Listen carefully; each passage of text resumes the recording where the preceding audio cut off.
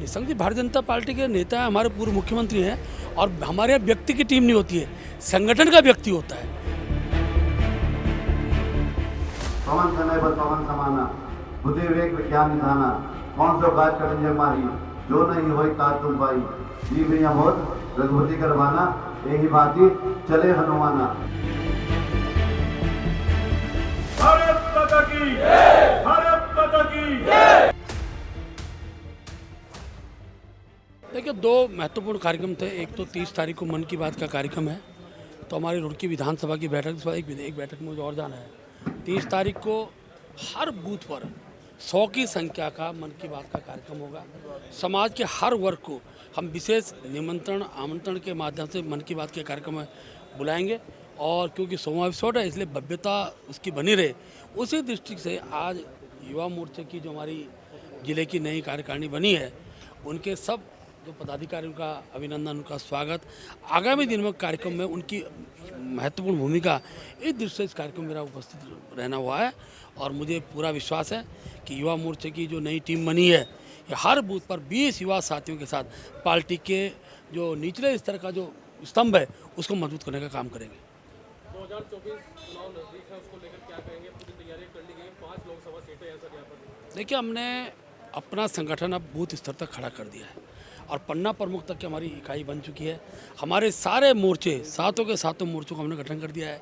हमारे प्रकोष्ठ की प्रदेश की टीम बन गई है। बहुत जल्दी हम जिलों के अंदर उसका गठन करेंगे और हम हर चुनाव को कार्यकर्ता के उत्साह, कार्यकर्ता के बल पर चुनाव जीतते हैं। पिछली बार 5 लोकसभा सीट हमारे पास रही हैं और मैं अपने कार्यकर्ताओं के उत्साह के आधार पर प्रदेश होने के नाते आपको विश्वासपूर्वक कह सकता हूँ, उत्तराखंड की 5 सीटें जीतकर हम हैट्रिक बनाने वाले हैं। हरिद्वार सीट के विषय में अगर बात की जाए, अभी आप लोगों की जितनी भी चाहे वह युवा मोर्चा हो, जितने भी मोर्चे चुने गए हैं, जैसे कि सूत्रों के मुताबिक है कि पूरा का पूरा जो चुनाव हुआ है इन सबका निशंक जी की टीम बताई जा रही है, क्या कहेंगे? निशंक जी भारतीय जनता पार्टी के नेता हैं, हमारे पूर्व मुख्यमंत्री हैं और हमारे यहाँ व्यक्ति की टीम नहीं होती है, संगठन का व्यक्ति होता है। सारा संगठन के कार्यकर्ता और सभी के सहयोग से हमारा संगठन खड़ा होता है।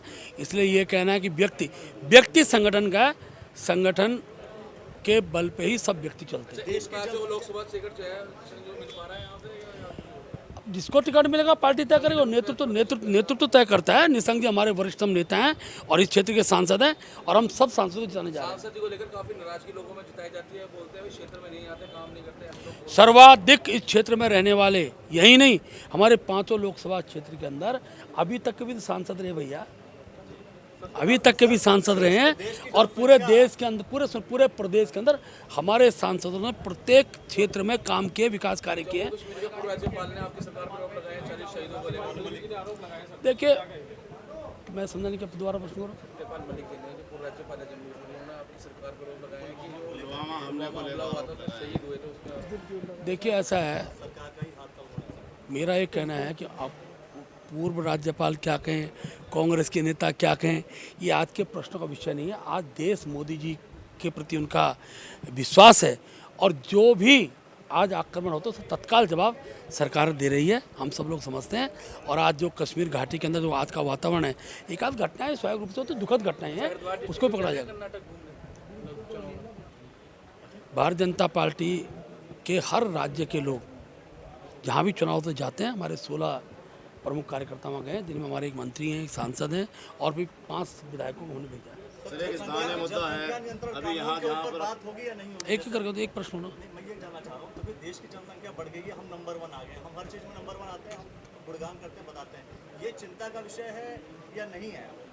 देखिए, जनसंख्या वृद्धि भारतवर्ष के दृष्टिकोण से जब चाइना में भी थी तो उनके लिए चिंता थी, आज यहाँ है तो यहाँ भी चिंता है। और क्षेत्र, मैं बता रहा हूँ इस विषय में, सुनिए, जनसंख्या के लिए कानून देश के लिए बनना चाहिए और उस कानून के आधार पर देश की भौगोलिक स्थिति हो, देश की आर्थिक स्थिति हो, उसका समन्वय बनाते हुए और एक निश्चित रूप से कानून बने जिसका हम लोग शुरू से समर्थन करते आए हैं और भविष्य के अंदर उसके भी कुछ संकेत आपको मिलेंगे।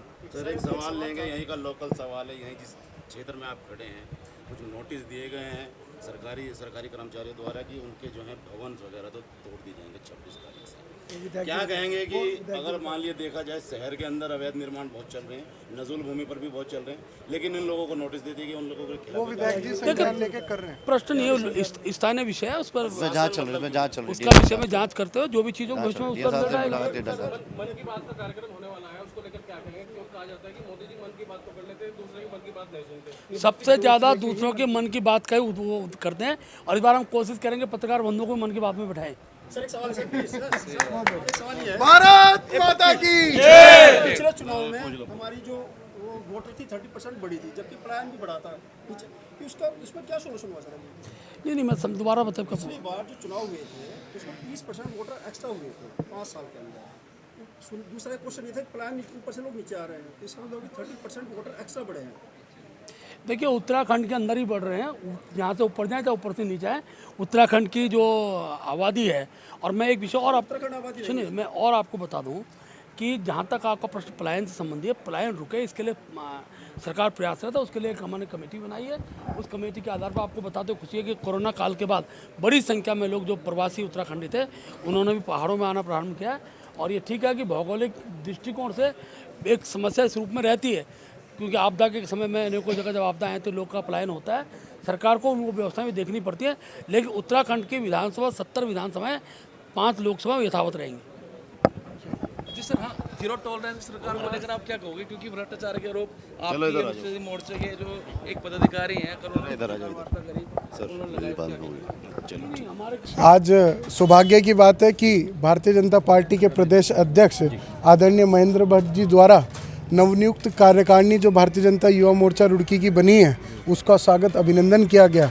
और आने वाले समय में जितने कार्यक्रम रहेंगे युवाओं को जोड़ने के लिए, उसकी भी आज मार्गदर्शन हमें आदरणीय अध्यक्ष जी द्वारा दिया गया। आगे क्या कार्यक्रम है, क्योंकि मन की बात का कार्यक्रम भी चलने वाला है उसको अभी सबसे ज़्यादा महत्वपूर्ण हर भारतीय जनता पार्टी के कार्यकर्ता के लिए मन की बात है, क्योंकि देश के प्रधानमंत्री जी के नेतृत्व में पूरे विश्व के अंदर डंका बजा हुआ है। तो उनके मन की बात को सुनने के लिए सब बड़े उत्सुक भी हैं, और ये 100वां संस्करण है इसका, तो सब उत्साह के साथ इस एपिसोड को सुनने वाले हैं। पक्षी कहते हैं कि मन की बात मोदी जी तो कर लेते हैं, लेकिन हमारे मन की बात यानी कि उनके मन की बात कोई नहीं। तो इस चैनल के माध्यम से आप उन्हें एक बात बता दीजिए कि मन की बात mygov.in पर जाके वो मन की बात में जाके अपने मन की बात भी आदरणीय प्रधानमंत्री जी तक भेज सकते हैं। और उनकी बात अगर मोदी जी को अच्छी लगेगी तो वो ज़रूर अपने कार्यक्रम के अंदर लेके आएंगे। और ऐसा पहली बार नहीं हुआ है, प्रीवियस एपिसोड के अंदर भी कई बार जो लोगों ने उन तक बात पहुंचाई है वो लोगों के बीच में लेके आए।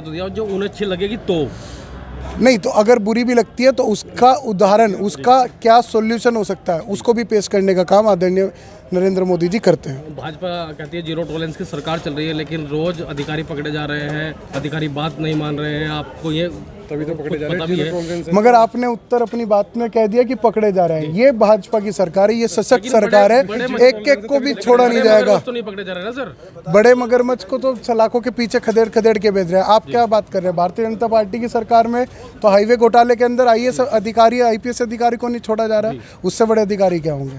तो भारतीय जनता पार्टी सशक्त सरकार है।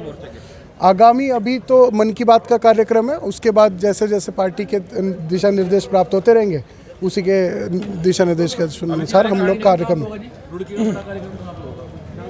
किसका? युवा मोर्चा का रुड़की में बड़ा कार्यक्रम अभी ऐसा कोई तय नहीं है, मगर हाँ जैसे ही रूपरेखा बनेगी आपको सूचित किया जाएगा। मंडल मोर्चा कार्यकारिणी का विस्तार कब तक हो जाएगा? उसके लिए मुझे लगता है कि अभी हमने नाम मंगाने शुरू कर दिए हैं और जल्द से जल्द उसका भी विस्तार किया जाएगा।